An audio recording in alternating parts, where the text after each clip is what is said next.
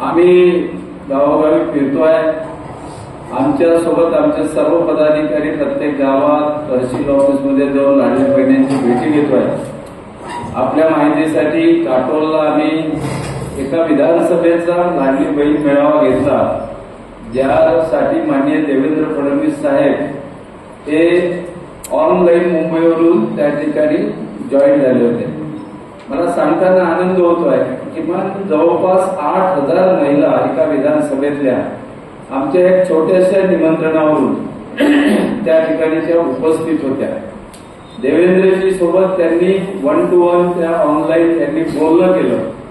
त्यांच्या चेहऱ्यावरच्या ते आनंद, उत्साह, प्रेम आणि त्यांना या नेत्यांबद्दल वाटत असलेली आस्था, किंबहुना सरकारबद्दल वाटत असलेली आस्था ही त्यांच्या चेहऱ्यावरून अत्यंत प्रचंड दिसत होती।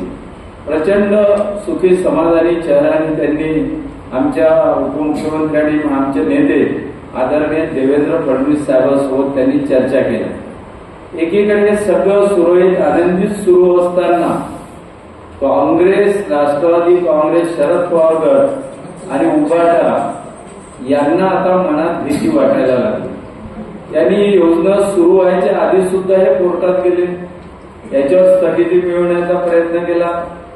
आता 2 महिन्यांनी आगामी विधानसभा निवडणुकीत त्यांना पराभव दिसतोय आणि या पराभवाच्या भीतीने वेगवेगळ्या माध्यमातून कोर्टात जाऊन ही योजना कशी बंद पाडता येईल याचे काँग्रेस आणि त्यांच्या मित्र पक्षांचे सातत्याने त्या ठिकाणी प्रयत्न सुरू आहेत।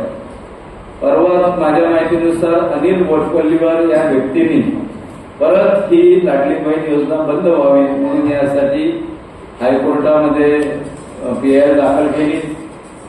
हा अनिल वटपल्लीवार कुणाचे मित्र आहे ते आपल्या सर्वांना सर्वोदित माहिती आहे।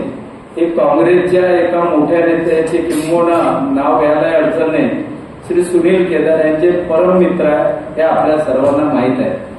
आणि त्याच्यामुळे ते अतिशय स्पष्ट होते आहे की मधून काल कुठल्या तरी काँग्रेस आमदारांनी स्पष्ट केलं की नाही, आम्ही यामध्ये नाही, लाडली बहीण योजना बंद करण्यासाठी आम्ही कोर्टात गेलो नाही।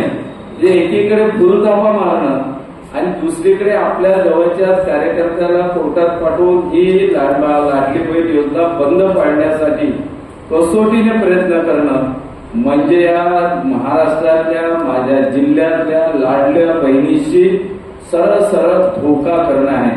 आणि म्हणून या प्रेसच्या माध्यमातून मी सर्व काँग्रेसच्या नेत्यांना या ठिकाणी आवाहन करतो की त्यांनी या नागपूर जिल्ह्यातील, महाराष्ट्रातील लाडली बहिणींची माफी मागितली पाहिजे। त्यांचे फोटो आहे, आपल्याला माहिती आहे, जिल्ह्यातले नेते आहे। अशा प्रकारे वारंवार, आणि आम्ही काही फक्त लाडली बहीण योजनाच नाही, अनेक योजनांच्या माध्यमातून या जिल्ह्यातील, महाराष्ट्रातील महिलांचं सक्षमीकरण कसं होईल यासाठी अनेक योजनातून हे सरकार, एकनाथरावच्या नेतृत्वातलं सरकार अनेक योजनातून त्या ठिकाणी कामं करत आहे। आज माझ्यासोबत मनोहरराव कुंभारे बसले आहेत, हे सावनेरच्या लाडली बहीण समितीचे अध्यक्ष आहेत। त्यांनी 55,000पेक्षा जास्त 75,063 लाडली बहीण योजनेचे फॉर्म मंजूर केले। असा हा रेशो जवळपास 6 मतदारसंघातला। हे एकीकडे गव्हर्नमेंट चांगलं काम करत असताना लाडली बहिणीला सहकार्य, मदत आणि तिच्या जीवनात स्वाभिमानानं जगण्यासाठी जे काही थोडी मदत करण्याचा प्रयत्न सरकार करत आहे। दुसरीकडे काँग्रेस हे मित्रांच्या आडून विविध कार्यकर्त्यांच्या माध्यमातून सातत्याने हायकोर्टात जाऊन योजना बंद पाडण्याचा प्रयत्न करत आहे। हा माझ्या लाडल्या बहिणींचा अपमान आहे आणि म्हणून काँग्रेसवाल्यांनी त्या ठिकाणी सर्वात त्या ठिकाणी लाडल्या बहिणींची माफी मागावी, अशा प्रकारची मागणी करण्यासाठी आजच्या आपल्या माध्यमातून माझी त्यांना माफी मागा।